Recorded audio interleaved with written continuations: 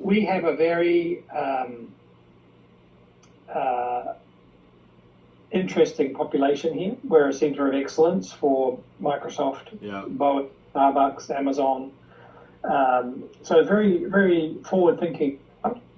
When the first signs of the pandemic coming out of China were noted, Seattle moved into a sort of voluntary lockdown. Schools were dismissed about March the 10th, March the 12th, something like that.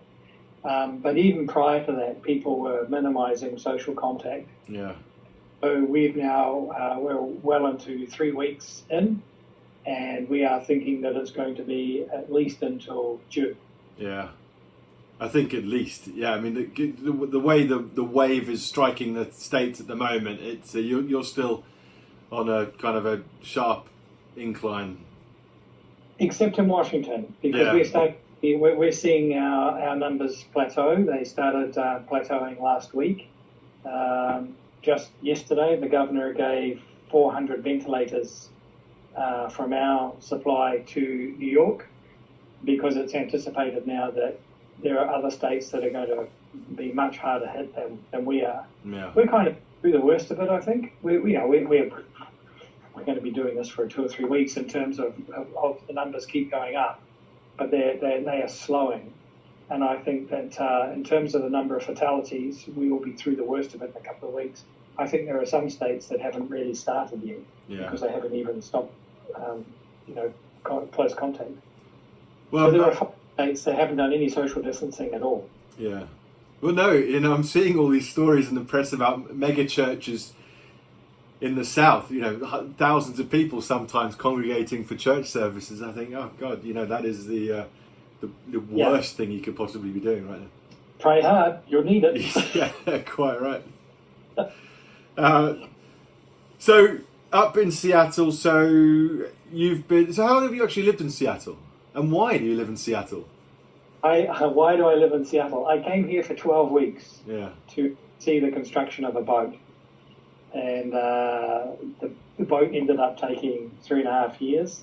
That was the Lucia. Right. Lucia was finished. We did a couple of missions with her and then sold her. In the meantime, I met a girl and we had a baby and yada, yada, yada. So I've been here 13 years now. I am home for the duration, as I would be at this time of year anyway. This is between our Antarctic season, which wraps up in February, and our Arctic season, which starts in sort of June, July. So it's a good time to be home. Good time to be locked in. Well, actually, it's never a good time to be locked in, to be fair, is it? This is the time of year when we would be locked down in the office anyway, doing all of our planning for the Arctic, and starting on the Antarctic planning for the end of the year. So is EYOS HQ in Seattle, obviously? I guess you could say that. I mean, we have more people here than we have anywhere else. Yeah.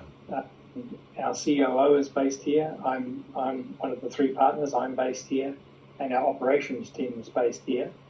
But we're scattered. Our CEO is in New York. My partner Tim Soper is in Stockholm. Our CFO is in Bremen, Germany. So we're all over the place. So you're used to this kind of virtual. Only one that actually has an office because it's a warehouse where we store all of our field equipment. Everybody else is working from home as a matter of course. Yeah. All right. So it's no dramas for you guys. No, and I tell you, well, I wouldn't say no drama, but the other thing is that we work in the expedition industry, and we always say that any idiot can work Plan A. Plan B is where we go to work, and Plan C is where it starts getting to be fun. And this is what this is. This is people having to grasp a new reality. And I think one of the signature traits that you find in expedition leaders is that if they find that something's not going the way they expected, or that something's been left behind, or a critical piece of equipment gets broken, they're not going to wring their hands and grieve about what it is that they haven't got. They're going to start thinking about, okay, what's left? What can we make with this? What can we do with this? How can we salvage our plans with what we have on hand? Yeah. And that's the whole world is going on this big unknown journey. and that's the business we're in. It's similar to the other key advantage we have is that we only deal in isolated places. We take people to the most pristine parts of the planet. They are the most remote parts of the planet. So we're quite used to operating with limited infrastructure, which is a big difference between the expedition industry and the cruise industry or the yachting industry, particularly those that rely on shore support or shoreside infrastructure every port call. So have you had any, given you're used to working in extreme and isolated environments, have you had any clients ringing you up and saying, get me out of here? Yes, we've had a lot of interest in the Antarctic at the end of the year. I think that's not so much people looking for a bolt hole as people saying, God, by then I'm going to need a break. I want to go somewhere far, far away. Yeah. And so we're seeing an uptick in the Antarctic. We have sold 2 trips in the last week to the Arctic, but we're doing a revised Arctic because we're not able to go to places where there are communities. So the Inuit communities have determined that they don't want outsiders anywhere near them. So as long as we can clear in and clear out of Canada, the US or Russia, we still intend to operate because the places we operate, there are no people anyway.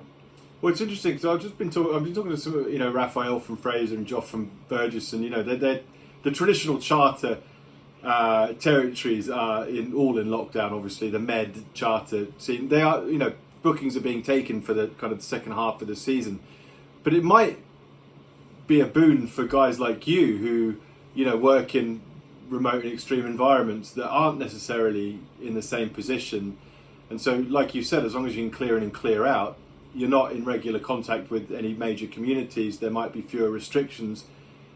So, so this might be an opportunity to go to the Antarctic, for instance, or, some place that you never thought of before. We're like pro-level social distancing. We can put 2,000 miles between you and the next person. Yeah, there you go. Don't make that your marketing tagline, I think, but not just yet. We are still operating today. I mean, we have our vessel Pressure Drop at sea doing mapping and positioning for our Pacific program, which kicks off in May. And that's the Ring of Fire.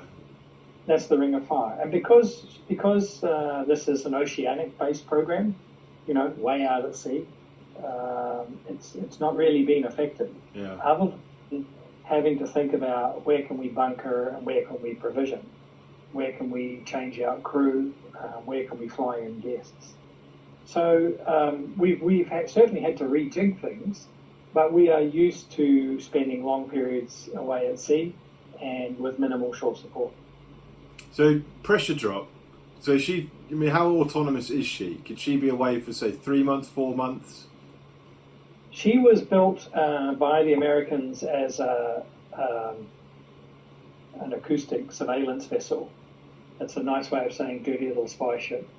But she was designed to be at sea for long periods of time. 90 days was her typical mission profile. We don't go to sea for 90 days because we don't like living out of tin cans. Yeah. But some of our missions have been 30, 35 days, and she handles that no problem at all. We actually only fully refuel her about 3 times a year. Okay. Wow. Big tanks. Yes. So just so everyone watching this is aware, so Pressure Drop is owned by Victor Vescovo, who is an American entrepreneur. So he bought the boat to do some really extreme things in it. So the most recent extreme thing you did is the 5 deeps dive. So he dove to the 5 deepest points in each ocean. Tell me if I'm getting any of this wrong. No, I'll pick it up for you. The deepest being the bottom of the Mariana Trench. And there's some dispute between him and James Cameron about who actually got deeper, but we'll get onto that. So just tell us, can you give us a kind of the précis of the 5 deeps mission? Sure. So we've been working hand in hand with Triton Submarines with our client Victor Vescovo, who is a Texan businessman who wanted to be the first person in the world to get to the deepest point of each of the world's 5 oceans. So we conjured up an expedition, the 5 Deeps expedition, to do a helical circumnavigation. So that's around the world, but also to the North and South Poles, or North and South Polar regions, to get to these deep points. Triton had the key role in that they had to build the world's first reusable full ocean depth submersible. So this is a vehicle, the only vehicle in the world that has no depth limitations. On its class certificate from DNVGL, it has depth unlimited. And it's reusable. It's going to be used perhaps 5,000 times in its life. So this is the only vehicle that humans have ever had that can go to full ocean depth, any ocean, any time, of virtually any vessel. We tested it last year by taking it on this helical circumnavigation and completed the 5 Deeps expedition. And now this year we are setting out on the Ring of Fire expedition, which aims to go to the deep trenches in the Pacific Ocean, namely the Philippines Trench and the Challenger Deep, and then further up the Marianas Trench to the Rota Deep, Tinian Deep, and Saipan Deep. And Challenger Deep is the recognised deepest point anyway? Yeah. So all of these trenches are interestingly very similar in depth. They're all about 10,800, 900 metres. You know, when you think about 11 kilometres of water, the difference of 100 metres or so is not that much. But the Challenger is the deepest. We did actually think the Tongan Trench might be very similar to that. We dived that last year and found that it was 100 metres shallower. There is some dispute about which is the deepest point of the Challenger Deep. Interestingly enough, I was involved in both expeditions, and I can put my hand on my heart and say that I think anybody that gets to the bottom of the Challenger Deep has done something truly amazing. It's a very diplomatic response there, Rob. The difference that's being talked about is plus or minus maybe 5 metres. Sure. 5 metres over 11 kilometres is a blink of an eye. But I do think that Victor got deeper, and I think he got deeper because Jim had 1 dive of about 2.5 hours, and Victor had 4 dives, during which he spent 4 or 5 hours per dive down. But to prove the point, we're going to go back in May, June, July, and we're going to conduct another 10 dives, and we are going to dive in all the various parts of the Challenger Deep to compare measurements and prove once and for all which is the deepest point. So in the submarine, so how long does it take, first of all, to get to the bottom of Challenger Deep? It's about 4.5 hours down. It depends on a few things, such as the salinity of the water and surface conditions and that sort of thing. But about 4.5 hours down and about 4 hours back. And is it how many people in the sub? Is it 1 or 2 men? 2. There's a pilot and 1 other, usually a scientist or a filmmaker, or this year we're actually going to have some commercial passengers. That's right, yeah. Because in the next issue of the magazine, the June issue, Victor is interviewed and he talks about that. So the next time round, so people can now buy a seat basically and go to the bottom of the deepest points of the ocean. When you're down there, have you done it, by the way, Rob? Have you been? No, I've done Titanic. And so on the submarine, it looks unlike any kind of other submarine. It's just the dart basically aimed at the ocean floor. But is there? Can you see out? Are there windows?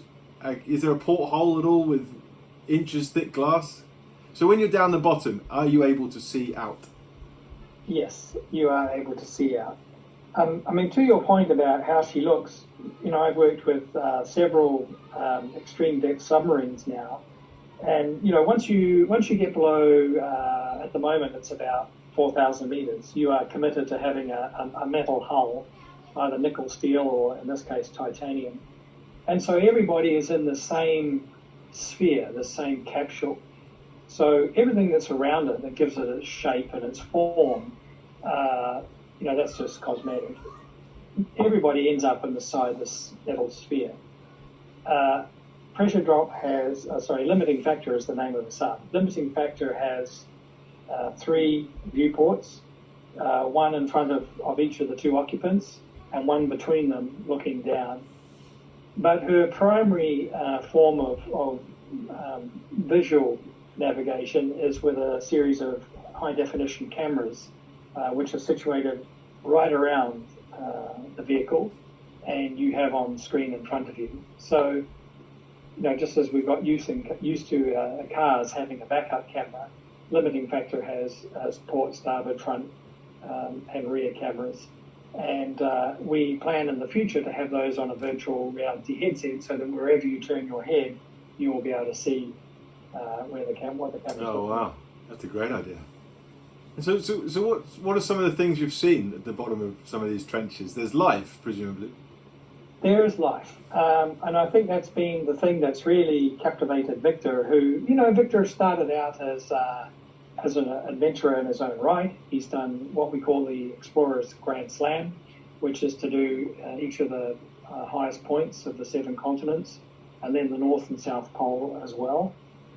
Now he's done the 5 deeps, and during the execution of the 5 deeps, he fell in love with science, because every time the sub came back on board, it would bring back new discoveries. And so there's a very large science component. There has always been a science component, but it's got larger. And there's a very large science component to the Ring of Fire expedition this year. And so the Ring of Fire, just remind us again quickly, the Ring of Fire will go back to Challenger Deep. You'll go obviously around the circumference of the Pacific Ocean. We won't go right around the Pacific Ocean. We're going to go right up the Mariana Trench. So we're going to be in Yap, Palau, Challenger, and then into Tinian, Rota, Saipan, and then up to the Philippines. And so what are some of the kind of the scientific check boxes that you'll be marking as you go? Well, for 4 of those trenches, no human's ever been there before, so everything we see or do will be new to science. What we'd like to do by going back to the Challenger Deep is to collect some rock samples. We managed to get one last year. This is to your question, is there life everywhere in the ocean? And the rock that was collected was taken back to the laboratory and cut in half and then viewed under a very strong microscope. And they found life inside the rock that had come from the deepest point of the ocean. Wow. It's extraordinary. Yeah. Life always finds a way. Yeah. You talk to our chief scientist, Alan Jameson, he'll tell you that, bony fish don't exist below about sort of 8,000 meters. So the creatures that we're dealing with in that last bit of the trench are more things like amphipods and anthropods, and soft creatures. But it's a whole new world, and every dive we do brings home something new to science. Yeah, and it's almost it's one of those things people quote often, isn't it? Only X% we know more about the moon than we do about the surface, the bottom of the ocean, for instance. But just remind us of the percentage of the ocean floor that's actually been either that we know about. Basically, you know the statistic I'm talking about that people always quote. I mean, people often say that we've only mapped or studied 5% of the ocean, but it depends. It depends what you use as a measure. Certainly for diving into Hable depths, I mean, limiting factor has done 40 dives, and no one else has been there. So we are at our baby steps. We are still dealing with trenches that have never had a set of human eyes on them. Wow. And so your role is you're the expedition leader, fundamentally. So Victor is the money and he owns the boat, but he's a scientist and has this great verve and drive to discover new things and do slightly crazy things like climb out all the mountains, the highest mountains of the world, to get to the bottom of the trenches. You run it, is that right? And then Triton have built the hardware, the sub particularly. Right, so we were engaged by Victor to, as he says, be the glue to hold everything together. So my primary role is as a mission planner, But when we're operational, I'm also the expedition leader. And I look after a team that's always changing, but there's usually around 35 people, divided into 6 teams. We have our ships company, who of course look after the safe operation and navigation of pressure drop, and the 3 tenders that we have on board. Then we have the submersible team, who look after the sub. We have a sonar team who do all of our ocean mapping. We have our science team, and we have our filmmakers, our outreach team. So, the various quantity each of those teams changes with each different mission profile, but it's never boring. No. And we are the glue that holds it together. So what could possibly be next? 5 Deeps, Ring of Fire. Is there even any thought to the third one in this series? There is. We have a 3-year plan, sort of what's the word? We look ahead about 3 years as to where we would like to go. And sometimes that list is as simple as sitting down with Alan, the scientist, and with Victor, the owner, and saying, Victor, what appeals to you? Because he has some very strong interest themes. And marrying that with the science priorities that Alan comes up with. And then I'm the dose of reality that says, well, we can't go there then because it's the wrong time of year. But between the 3 of us, we cook up an agenda. And, the whole system, the sub, the sonar, the ship, the tenders, the landers, they're for sale as one entity, as one asset. It's called the EYOS Exploration System. That's been on the market now for about 6 months. We would like to sell it this year. I think it'll go to one of the big ocean science philanthropists, but it may end up with an entity that wants to use it as a vessel for charter and chartering it out to the science community or to the private adventure community. Well, it's a turnkey solution, isn't it? I mean, it's a turnkey solution that's well proven. I mean, It's had a year of sea trials and it's passed with flying colours. And the reason I say this is because I think whoever buys it will have a major influence on what happens with it. But included in our sales pitch is the fact that Victor wants to keep chartering it for 2 or 3 months a year to keep up with those other 2 or 3 or 4 years worth of activities that we've dreamt up together. Okay. So even though he will no longer own the boat, there's a guaranteed kind of charter period where he'll be on it doing more crazy stuff. Right. It's not crazy. To mere mortals, it's pretty crazy. It's interesting, isn't it? Because it's all about perception. I mean, this vehicle has been tested to 14,000 meters. So we have absolute faith in the vehicle. Does the sub make any noises as it's diving to 10,000, 11,000 meters? Is it creaking and groaning, or is it a fairly quiet, serene experience? It's a very quiet, serene experience. We can hear it topside. Because we have a hydrophone in the water so that we can talk to them. We can hear the thrusters working on the hydrophone. But no, it's a very quiet, relaxing experience. As somebody once said, it's like flying a helicopter through treacle. Wow. It's the same kind of moving through 3 dimensions, but just doing everything very slowly. I can't imagine. So anyway, Rob, when you're not diving to the deepest points in the world and running expeditions for Victor, you obviously help superyacht owners get to places like Antarctica, the Arctic, the Amazon, and some of the more extreme places in the world. So what generally, we've discussed in the past, but generally what do you see? Everyone's talking about expedition yachting, but where are the areas, you mentioned Antarctica, is there anywhere else that is growing in popularity for superyacht owners to really stretch their boat's legs? There are always new places to go.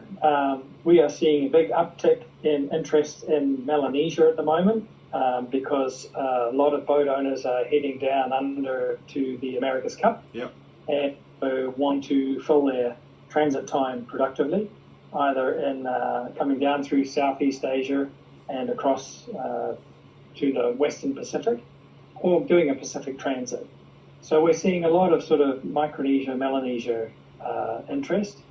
The Northwest Passage grows every year, and now we're getting interest in the Northeast Passage, which is across the top of Siberia. And that is always going to be the pinnacle destination, just because until you've done it, you haven't got that seventh continent, and that's a real draw card for captains who do all they can to convince their owners that's the best thing to do. Yeah. And so what are some of the boats you work with down in Antarctica, kind of regularly, season on season? Season on season, Legend, Enigma, Hansi Explorer. This year we have 5 new vessels going down. Last year we had 9. So it's always busy. You know, we run now about 60 trips a year, maybe a little bit more, and about 40% of those are in the Antarctic. Okay. It's always going to be a very popular draw card for owners and for captains. And what do we see an uptick at? What do we see? You know, what we see is it's sort of a staged process. So we see some of the traditional expedition vessels going to these places with charter clients on board, and those are being noticed by owners, because quite often the owners and charter guests are in the same social circle. And so we're getting inquiries from boats, can I take this vessel safely to the polar regions? And most often we can. We just have to tailor the itinerary to suit the capabilities of the vessel. But once they're down there, then they realize that actually if I had more capability in my vessel, I'd be able to do more things. I'd have more options open to me. And so that's generating an interest in people upgrading to more capable boats. Yeah. And the big change will come this year with the introduction of the first 2 SeaXplorers, the 62 metre and the 77 metre.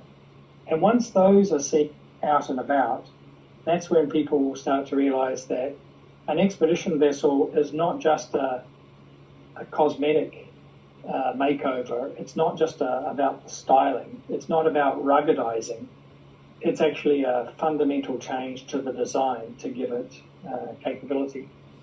So when you look at some of the earlier yachts that were put out as explorers, when you scratch below the surface, you see that they have garbage capacity of 7 days, they have provisions capacity for 12 days. I mean, you just can't go anywhere, not very far anyway, with that sort of limitation. There's definitely, I know what you're saying. There's definitely been some slightly more cosmetic explorer treatments out there, or some concepts.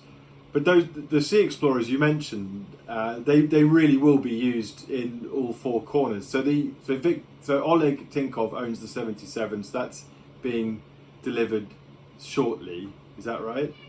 That's correct. And he will. I mean, he's another guy who does extreme things often. So he will use that boat everywhere. I mean, Oleg is a very adventurous spirit, and he is heavily invested in heli skiing. He's passionate about heli skiing. And so that's why the vessel has been designed first and foremost as a heli ski platform. That's why you've got a 77 metre yacht with not 1 but 2 helicopter pads. Yeah. So I imagine that he'll go anywhere that we can set up heli skiing for him. But he's also in the business of chartering. He's in the sort of ski hospitality business. And that's what the vessel was designed for, was to be able to take a group of people anywhere where there might be a commercial, primarily heli skiing, but adventure opportunity. Yeah. No, it makes a lot of sense from a charter perspective, certainly. It's going to be a hell of a boat, or is a hell of a boat. And I think this will be this sort of marker by which everything after this will be compared to that SeaXplorer design. And I don't say that lightly, and I don't say that with any hint of arrogance. I mean, we we work with dozens and dozens and dozens of vessels. And like aircraft, every vessel is a compromise. You know, they're all built to do some things better than others. No vessel can do absolutely everything. But if you're interested in sailing to remote locations, then you need a vessel where you are self-sufficient, you don't need any shore support, and you can house all of the accoutrements of your expedition in-house. So submarine, helicopters, guides, toys, all of that needs to be not only taken with you, but being able to be cared and maintained on board. That's a big ask of a vessel. Yeah, absolutely. Yeah. The SeaXplorer will do that in a way that no other vessel's been able to do. And so I think once people get to tour the first couple, the lights will go on, and that will have a big impact on our architectural community and our engineering community. And we should just make it clear that the reason you have such a special interest in the SeaXplorers is because they were designed from the ground up with your input. So basically you work from concept to engineering and all that kind of thing to make sure these boats were built very specifically for a particularly adventurous owner, and to go anywhere with great autonomy and see everything the owners want to see. Yes, I mean I give full credit to Damen, who when we first met had done 6,000 hulls, built 6,000 vessels. We're working in 14 different markets, everything from defence to oil and gas to high speed, ferries, you name it, they are into it. So if anybody could be excused for thinking they knew it all, it would be done. But they didn't. They looked up, they did their homework on who was running expeditions all over the place, and they came to us and said, we would like you to give us some ideas on how we can build our first expedition boat. And we said we'd give them everything we had if we could be partners in the design. And so that's how it came about. We gave them 155 design points, and every single one of them were incorporated into the SeaXplorer. And so some of them are very obvious, the distinct shape of the bow, for instance, or the extended bridge wings, enclosed bridge wings. And it doesn't take long to explain to people, how those came about and why you need them in an expedition vessel. But some of the other things are hidden, and those things are things that people don't really ever think about, or certainly don't talk about. Things like sewerage management, garbage management, provisions, space for the extra staff that you're going to need to guide you. Those things are inherent in the design, and are rarely picked up by an architect or an engineer, simply because an architect and engineer have rarely been on an expedition. So we're not foolproof. We do make mistakes, but we're smart enough not to make the same mistakes again and again and again. And what you're seeing in the SeaXplorer is about 1,200 expeditions worth of experience distilled down at 155 design points. All the very best things we've seen are added in. All of the things that we thought were terrible have been cut out, and they've been infused into the DNA of this new design, the SeaXplorer. It's going to be. I can't wait to see the first one delivered. It's going to be great. I think you'll be blown away by the size. Yeah, I'm looking forward to seeing it. You mentioned before, because you have this wonderful representation of the world behind you, the Northwest Passage we can see is obviously it's an incredibly challenging journey, but the Northeast Passage, which some owners have shown interest in, is a vast undertaking and endeavour, because just the sea miles you've got to do to get around it all is incredible. So, I mean, realistically, what it is possible, presumably, but only for a very limited amount of time, I'm guessing. It takes around 30 days. Okay. And it's the tricky part is that you have to be through the choke point where the ice is pinned up between the mainland and the set of islands in about the third week in August. Okay. So that's what sets the marker, and you have to leave, depending on whether you're coming from the east or the west, 2 weeks or 3 weeks before that, and you'll finish 1 week or 2 weeks after that. And so, do you, in the next 5 years, are we likely to see a superyacht doing it? Yes. Wow. Some have. Have they? Which ones have been through? I can't tell you that, but I mean, the Northeast Passage is, well, we've done it, so it's definitely doable. Yeah. Not as well known as the Northwest Passage. There is a big difference in tempo. So with the Northwest Passage, the western half, the Alaskan half, we describe it as having subtle landscapes. That's a nice way of saying it's kind of boring. And that's because the water there is shallow, so you're having to be sort of 10 miles plus offshore. And the landscapes are very, very low-lying tundra. And so you quite often don't see much of the Alaskan half of the Northwest Passage. But as you come past Cambridge Bay and start heading east, you start getting this uplifting of the topography and more wildlife. And by the time you get to Baffin Island, I mean, it's just unbelievable. Great wildlife, these 3,000, 4,000, 5,000 foot granite cliffs plunging straight into the sea. I mean, it's spectacular. Wow. It's not particularly challenging from a weather point of view if you time it right. The ice is what makes it challenging. And we get 2 or 3 years where the ice is not a problem and everyone goes, it's easy, and they all rocket up there and then they get stuck. So it's never to be underestimated. The Northeast Passage is a long way. You are often a long way offshore.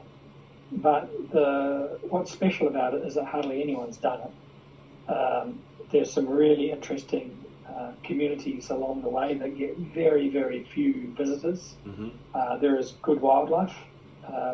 And it's for those that have done the Northwest Passage, you can start claiming a circumnavigation of the Arctic Ocean. Which is pretty cool. That is pretty cool. Well, so what is next then, Rob? So presumably, or hopefully, you'll be released sooner rather than later. So, and then where do you spend where's your first trip if all goes to plan? My first trip is in May. Come what may, we're committed to doing the Challenger deep dives in May, June, July. We've put in place a protocol that will allow us to do that. We have kept the ship COVID-19 free. We will keep it COVID-19 free. And then for the people that we have to put on board in Guam, we will test and wait for the results of the tests before we depart. And then we'll roll all the expeditions into one, so that instead of doing 3 expeditions back to back, we'll do one 5-week expedition. And that'll keep the ship COVID free. So basically the same crew are on for all of them, more or less? Yes, we can have crew coming off. So we'll have our commercial passengers will come on, and then we'll come back to port and get them off. But we won't take on new people unless we really need to. Okay. So that operation, the Ring of Fire, is continuing as planned.